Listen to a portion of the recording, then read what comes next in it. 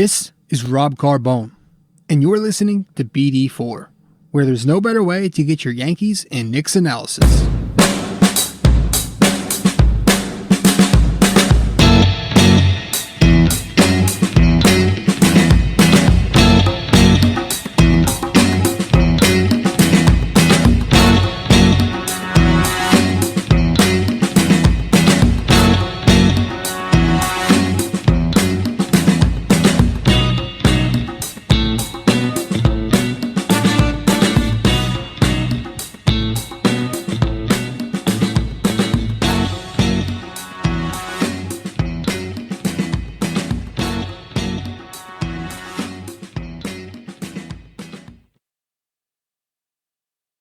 What is going on, guys? This is Rob Carbone coming at you with another episode of BD4, where there is no better way to get your Yankees and Knicks analysis than by tuning into this podcast right here, right now. Episode 99 tonight, guys.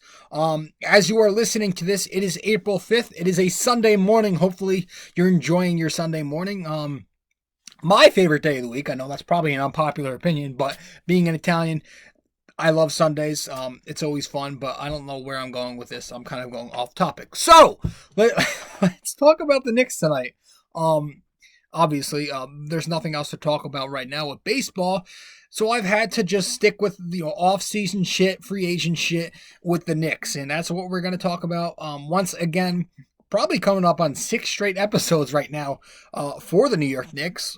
But yeah, I kind of ran out of free agents to talk about because, again, that free agent pool doesn't have much talent and there's not much depth. So there isn't really much to talk about in terms of finding players for the Knicks to look at. I think we covered 9. So, we talked about a bunch of people. The majority of the players we covered were shooters, because the Knicks need shooting, whether that be in the backcourt or in the front court. So if you want to check out all those episodes, be sure to do that. There are 5 parts to those. I think beginning with, I want to say episode 91 to 95. Or no, 94 to 90. I don't know. There are 5 parts. There are 5 parts. There's a part 1 through 5, and we just covered, for the most part, 2 players a night, and talked about who the Knicks should look at in free agency and who's the more realistic options. So, guys, check out episodes, my most recent episodes. The last 5 episodes I did were on the Knicks and their free agent options. And before I did that series, we've talked about the draft options and the players available for draft. So if you guys want to check out that, those are also available as well. So just go on my page. Obviously, you can find all of my episodes on the many different platforms where BD4 is displayed. BD4, where there's no better way to get your Yankees and Knicks analysis. You can find it and subscribe to it, download it, listen to it, watch it on plenty of platforms. We're available on iTunes. We are available on Google, on SoundCloud, on Spotify, on Radio Public, on Anchor, on YouTube where the videocast is located, and many other platforms as well. Just go to nysportstalkrc.wordpress.com, nysportstalkrc.wordpress.com, and you will find all of my information.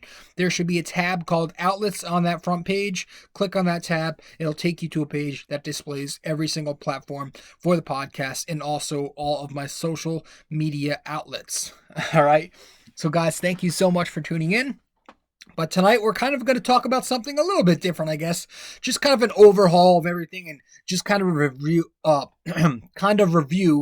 what the Knicks should be doing this offseason and what their goals should be. Hence the Knicks offseason goals title of episode 99 here on BD4, where there is no better way to get your Yankees and Knicks analysis. So I've got 5 different goals written down. Obviously, with the New York Knicks, you can go through a number of goals, way more than 5, but I tried to narrow it down as best as I could to the ones that I think are the more pressing matters, are the more essential, more important points of emphasis for the Knicks to focus on this offseason. So, whenever that may be, whenever the the offseason does begin, this is what they should do. But, obviously yesterday we've kind of got unofficial news, but, it's probably going to happen that the NBA is, considering shutting down and scrapping the remainder of the 2020 season, which is very unfortunate. It sucks that we're in a time like this, but it's precautionary. It's probably for the best, and this isn't the only sport that's likely to be shut down this spring and summer. Unfortunately, we're probably not going to have a baseball season. I don't see them trying to squeeze in an 80-game season with doubleheaders left and right. So if you're a baseball fan, I'm sorry to say, there might be some pessimism there as well. But let's dive into this episode before I ramble on even further, because we're 6 minutes in. It's 12 midnight and I'm getting tired. So, Knicks off-season goals. So they've got some work to do, and well, that might just be the most, understatement of all understatements right there. But they do. They've got a lot of work to do, but this offseason we're hoping we can get all of these goals done or accomplish as many as we can get accomplished.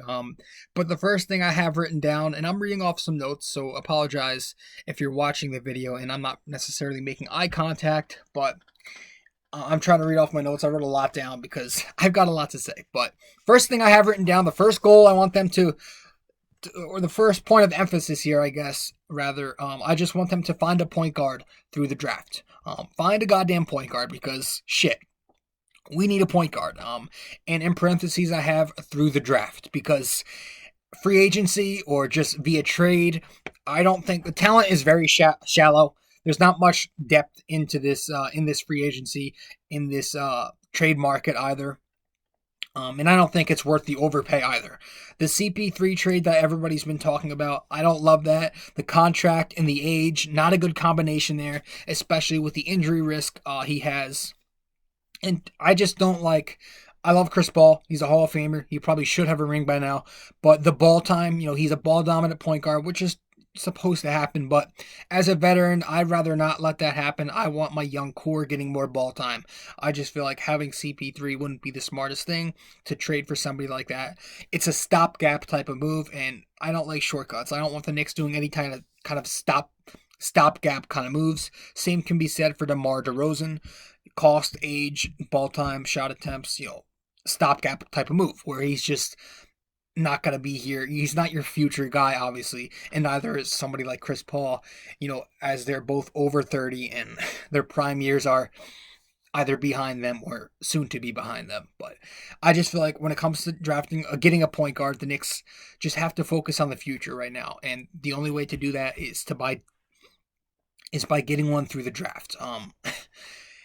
Listen, I understand the draft pool isn't very talented either. That's also kind of shallow, but it just makes more sense because there's youth there at least. There's a ceiling there with these players, and there are a couple guys that I actually see having some decent potential. Killian Hayes is a kid I've scouted and read up on and watched tape of for a while, and I honestly think he has all-star potential if everything can pan out. I think the Knicks, if available, they should go after somebody like Killian Hayes, a French point guard. Maybe that can help with Frank Ntilikina. Anthony Edwards is a combo guard, another one that a lot of Knicks fans have taken a look at. Some aren't the highest on him, but some are, and we'll see what happens there. Tyrese Halliburton, another guy they can take a look at.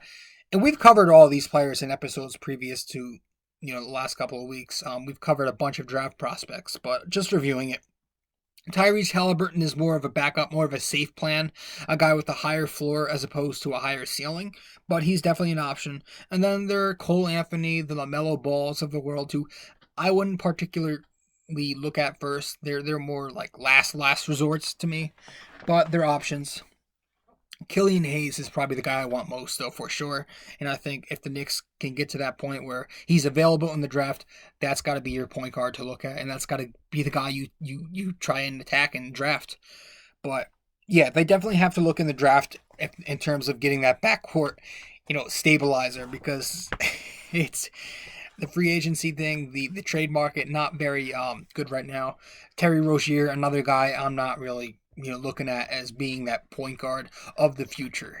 So, and speaking of that, the Knicks are obviously in this position because they don't have anything right now on their roster, and they don't have anybody worthy of being that franchise point guard. Frankie Lakina, I think he's a decent player.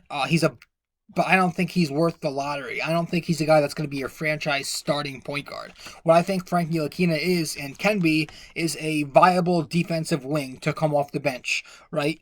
But to get more minutes and to become more of a regular part of this rotation, eventually down the line, he's going to have to improve that offense. But right now, I think Frank is just definitely an important piece to this team.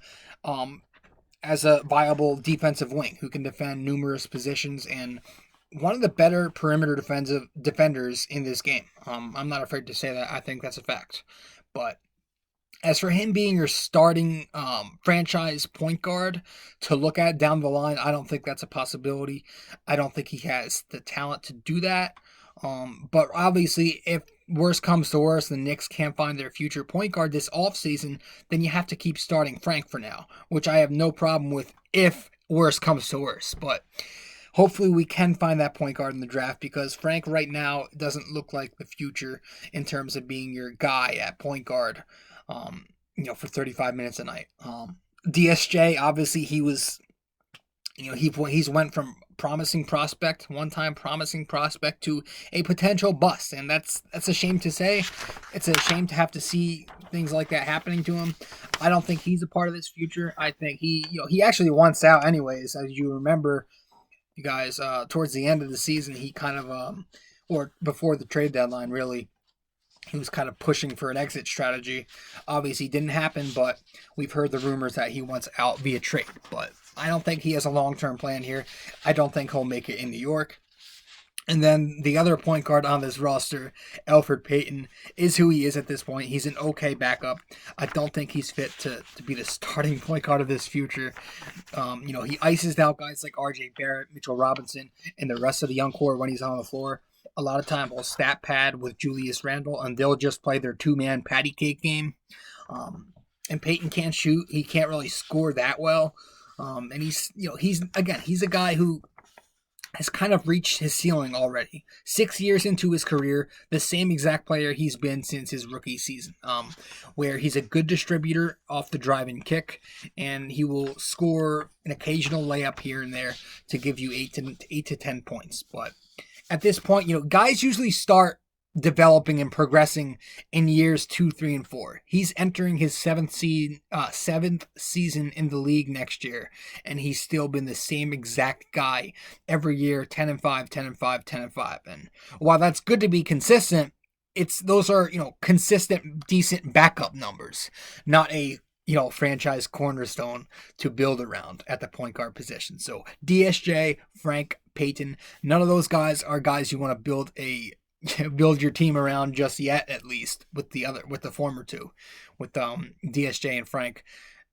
I just don't see a future with these three guys being your guy at point guard. So gotta build through the draft, and if the Knicks do find somebody in the draft like a Killian Hayes, that'd be great.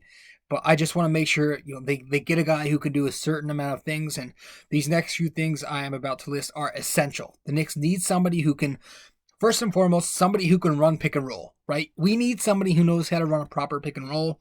The Knicks this past season were 19th in pick and roll ball handler frequency and just 29th in points per possession as a ball handler out of pick and roll. They were also just 15th in pick and roll man frequency, despite scoring the 6th most points per possession from their roll men. So they didn't really utilize pick and roll properly. They couldn't score well in pick and roll properly when it came to their backcourt. So they need somebody who knows how to run pick and roll, somebody who's experienced pick and roll in college or internationally, wherever it is they've been playing prior to the NBA. They also, obviously, they need a point guard who can distribute properly. The Knicks need a facilitator, a good, decent facilitator at the very least. They were 27th in assists this past season, the Knicks. They were 30th in secondary assists, and they were, just 26th in potential assists this past season. That's not good. So they need a creator, a facilitator, and also a creator, somebody who can create shots for himself, but somebody who can create shots for his teammates, somebody who is good off the bounce, somebody who knows how to dribble, drive, dribble, penetrate. But they also need a shooter, somebody who's able to shoot, because again, Frank, DSJ, Alfred, they aren't shooters. Frank shot a career high this season from 3-point distance, and that career high was 32%. DSJ 30% this past season from 3. Alfred Payton 20 fucking percent from distance this past season.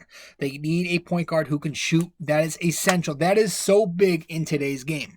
And they need a point guard who can score. Not even just shoot, just ability to score. Frank, just 6 points per game this past year.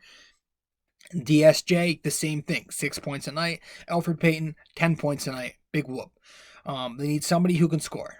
Somebody who's aggressive. When's the last time the Knicks had an aggressive point guard who wasn't afraid to make mistakes, as opposed to a conservative one who was too afraid to play to his strengths and play out of his comfort zone even at times? They need somebody who's aggressive like that. And I think getting a point guard that can do all of these certain things on the court will be huge for the Nick Young core. It will be huge for somebody like RJ Barrett and his efficiency. It will only help him become more efficient and start to make those spot up jumpers. It'll only help his efficiency and his ability to score at a more effective rate. It'll only help expand Mitchell Robinson's game. Getting a point guard who can create and who can draw attention to himself can possibly help Mitchell expand his game outside of that restricted area. So that'll help him. And, it'll also possibly help somebody like Julius Randle be less ball needy, less ball dominant, and play more as a screen and roll player, play more as a guy who pick and pops, and not a guy who dominates the ball in isolation or dominates the post and clogs the lane, which we'll get into in a little bit. But that's definitely the first thing I need to point out, is that the Knicks absolutely must find a point guard this upcoming offseason. I also have, these two things kind of go hand in hand. In order for this team to work, they need a point guard and also need to find a head coach. The Knicks need their next head coach to be somebody who's not just here for a year or two, and not just another stopgap, not just another scapegoat, but they need a legitimate head coach who is here to stay. David Fizdale, he was clueless. I understand it wasn't totally his fault, but he had his issues where I don't think he's a competent head coach. He had no system whatsoever. He had no accountability. Couldn't win, just 4-18, a 182 winning clip. No player development. And he was basically just a PR puppet towards the end of his stint here with the Knicks. Mike Miller, he was better. He was so-so, but I still don't think he's the answer at the head coaching position. I would like Mike Miller back, but in a different capacity. But as for coaching, head coaching, he was so-so. He had somewhat of an improved system. We saw more pick and roll being ran. He did win some more games, 17-27, which was just under 39% winning clip. The accountability, I guess it was more the same. Didn't really hold players too much accountable for making dumb errors. Basically just a PR puppet as well, though, kind of coaching, from the front office's directives and from whatever they directed him to do. It just felt like he was trying to coach to reach that playoff mandate that the front office gave the Knicks at the start of the year. And, the most important thing, under both of these coaches, both of Fizdale and Miller, the Knicks just remained stagnant in terms of player development. They haven't really gone upwards in terms of getting their youth to improve, at a noticeable rate. They've still remained stagnant. Kevin Knox regressed. Frank was more the same, maybe marginally improved, but Alonzo Trier, Damian Dotson, iced out of the rotation. Mitchell Robinson has improved, but nobody really took a giant step forward. And if anything, players remained the same or regressed. So you look at the options out there. People have their opinions on each and every one of these guys. So there's no, I don't know, it's kind of like a shallow market in terms of coaching as well. There's Thibodeau, Tibbs, there's Mark Jackson, there's Jeff Van Gundy, there's Kenny Atkinson, and then people are talking about Calipari. Maybe that's more of a pipe dream. That's more of a pipe dream to me. I don't see John coming here, but maybe that would help with somebody like Randall and Knox, who he has coached before, can get them on track. But I don't see that happening at all. but other guys maybe. Tibbs, Jackson, Van Gundy, Atkinson.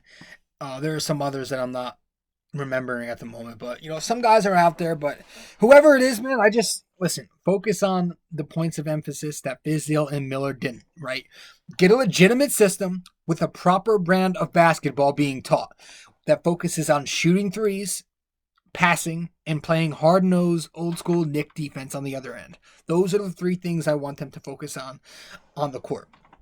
Shoot threes, pass the ball, and play defense. Three things the modern NBA stresses big time, excuse me, in today's game. So the Knicks need to focus on that. Whoever it is that's going to be this new head coach, shoot threes, passing, and old school Knick defense are the three things I really want them to focus on.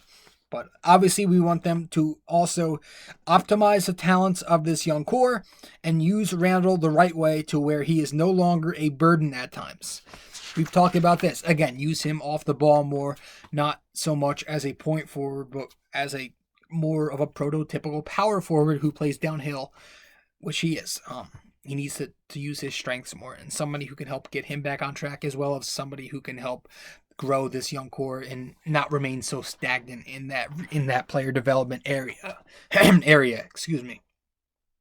And also I have, this next guy, just prioritize the right things. Again, prioritize the youth by rebuilding properly and, not trying to win now, not trying to just win by playing veterans out there and scrape out a couple of wins to make yourself look better. But take the losses if it means guys are still going out there and giving a proper effort. If it means guys are still going out there and improving out there on the floor, and you can see the adjustments being made. So I just want the next coach to be a good leader, be a winner, and eventually have this team to, playing competitive basketball next season. So that's the second thing. First two things, find a point guard, and then the second, first thing, find a point guard. Second thing, find a head coach. Third thing I have written down is more of a pipe dream maybe, but I have, with the question mark at the end, find a trade partner for Randall.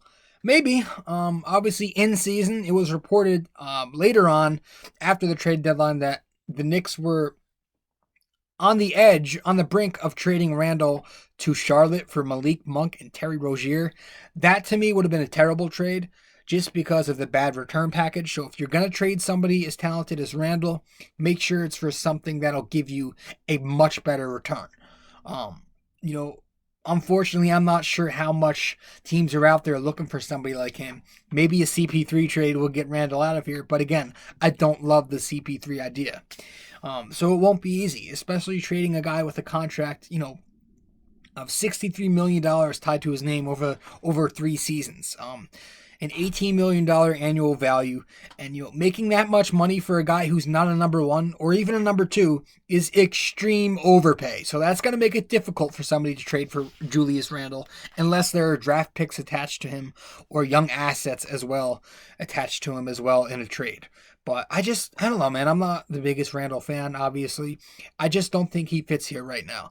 I think RJ and Mitch need shots, need ball time, need space to work and create. And I don't think somebody like Julius Randle helps that. I think he halts that. He halts that development, if anything. He launches shots, he isolates a whole lot, and he clogs the lane playing in that post all the time and not stretching the floor efficiently. He's got a big ego, man. This guy's got such a big ego. He doesn't really play the brand of ball the NYK should be aiming for. He doesn't play that hard-nosed defense. He doesn't play efficiently or consistently on offense with an effort that you want to see from a number 1 option. So I don't think he fits there because of that. Just, the ISO, the inefficient three-point shot, the lack of defensive commitment and intensity, it just doesn't look good, and it's not something I want around for long. And it's you can make the case that he needs a point guard. He needs a head coach. But those two things are difficult. We just talked about them. It's going to be difficult for the New York Knicks to optimize his potential by finding a correct point guard and a correct head coach in just one offseason where it's probably going to be a shortened offseason. The lack of depth out there right now is concerning. And a lot of question comes with the coaches out there, and just as well as the question when it comes to the point guards out there, whether that be in the draft or free agency or via trade. It's going to be hard to find your point guard of the future and head coach of the future in the same season to help out, utilizing somebody like Randall properly. So that's difficult for me. And, if teammates are already complaining about this guy's ball dominance, I don't see how that's only going to improve in the future. If anything, I feel like that's just going to continue to be a nagging issue. So don't love the Randall idea, but it's something that it needs to happen. But I just don't love that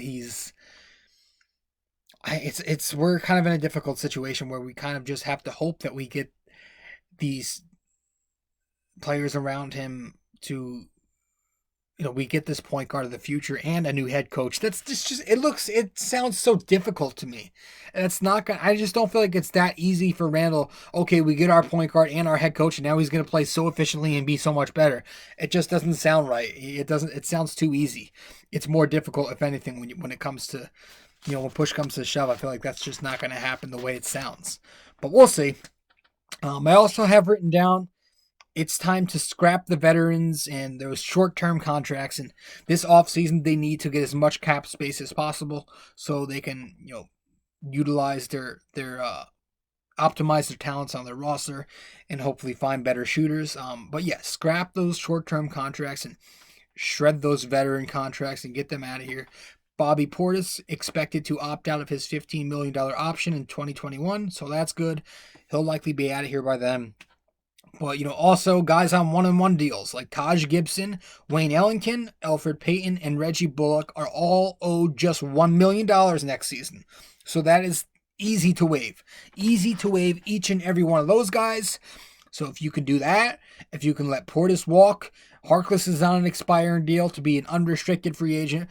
That is 6 contracts right there. 6 contracts off the books for the Knicks, potentially, giving them plenty of cap room to sign their needs and fill voids, right?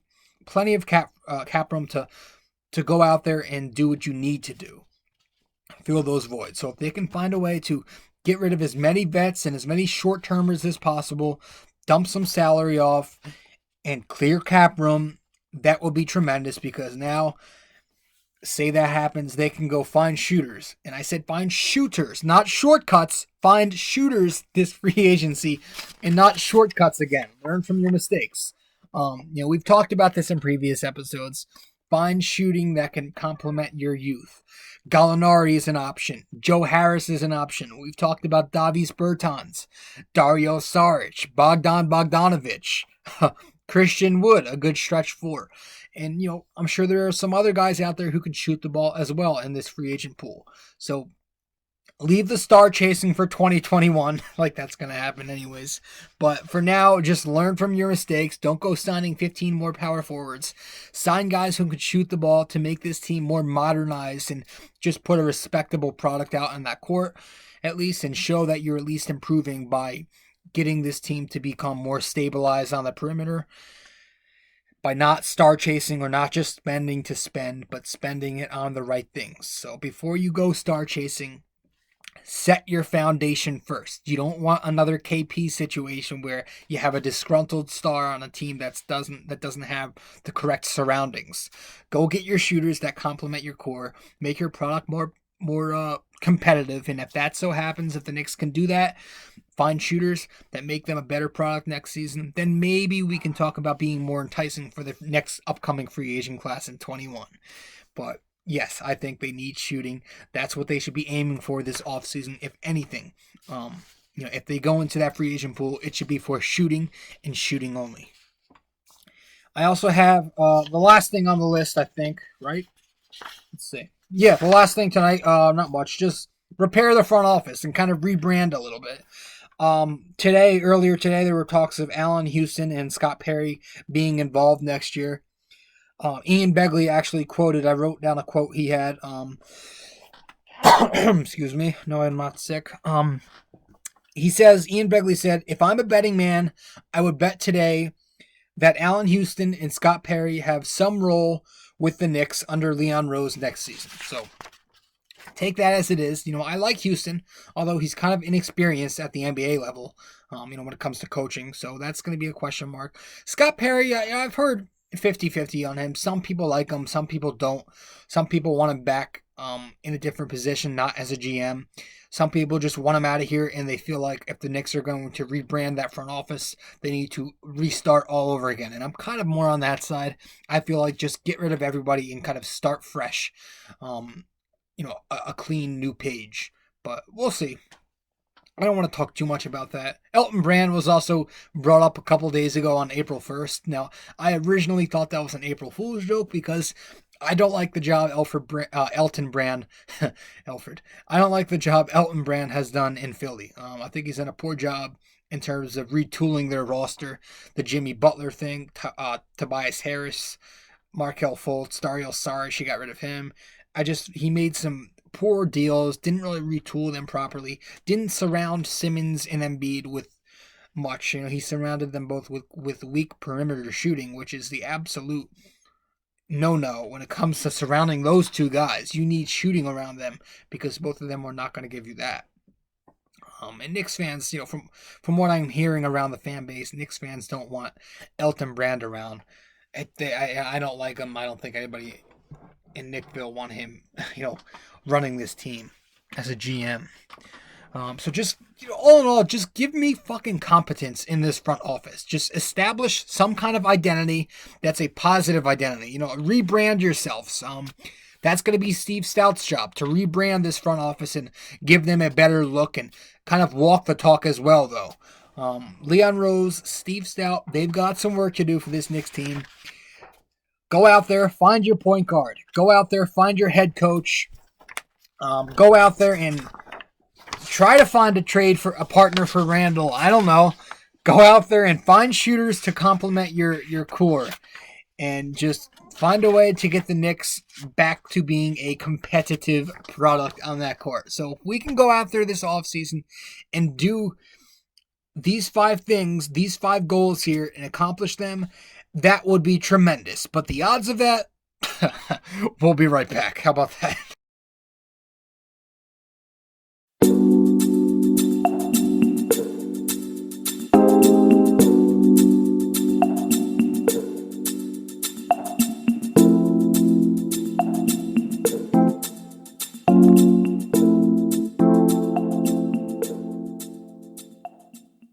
Hey guys, Rob Carbone here.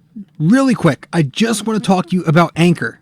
Anchor is a free podcast hosting site. And I say that again, it's a free podcast hosting site that will distribute your podcast for you to other platforms such as Spotify, Apple, Overcast, and all those websites. But here's the best part. Not only is it free, not only do they share it for you, but they will pay you for recording a podcast. They will pay you. And you can do it from your computer, from your phone. All you have to do is go to the Anchor app and download that, or go to their website, which is anchor.fm, to begin. It's everything you need. It is so convenient for podcasters like myself. So please, guys, go download the Anchor app or go to their website, anchor.fm, to begin. See you there.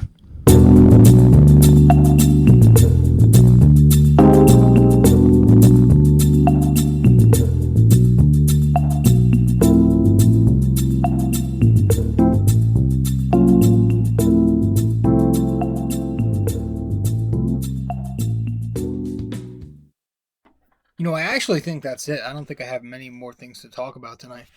Just those 5 things I want them to focus on. Find a point guard, find a head coach, find a trade partner for Randall possibly, shred as many veteran short-term contracts as you can, and just repair the front office and get things going. And if we can do these things, hopefully on the court we can stress the proper things. Again, player development, just playing smarter, more modern basketball by utilizing players, using pick and roll more often, by shooting more threes, getting personnel. Obviously, the whole shooting threes thing, the Knicks didn't take or make many threes this season, but they didn't have the personnel. So that's one of the goals. Go get some shooting, and if you can get that shooting, they'll start taking and hopefully making more three-pointers.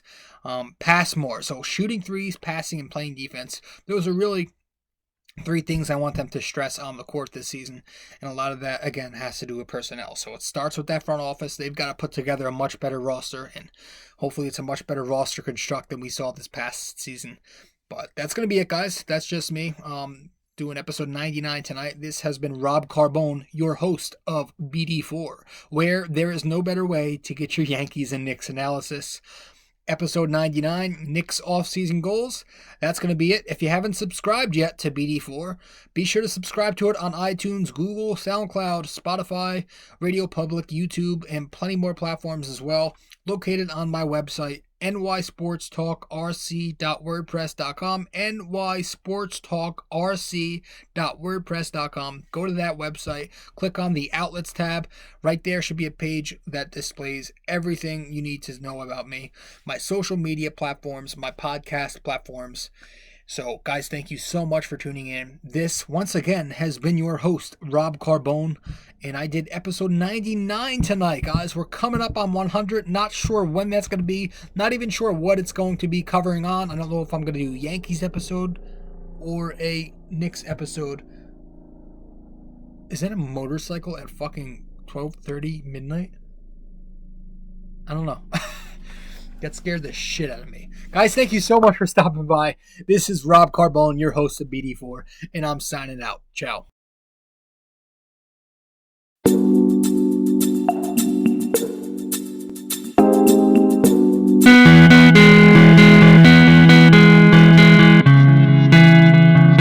Hey, we hope you enjoyed the show. And if you did, be sure to leave a like, comment, subscribe, share, and all that fun stuff.